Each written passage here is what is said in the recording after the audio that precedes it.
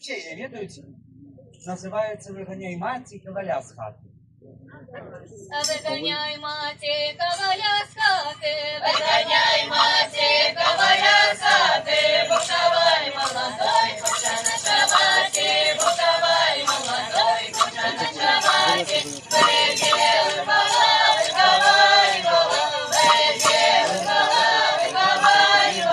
простюмбила стояла, разговаривала, простюмбила стояла, разговаривала.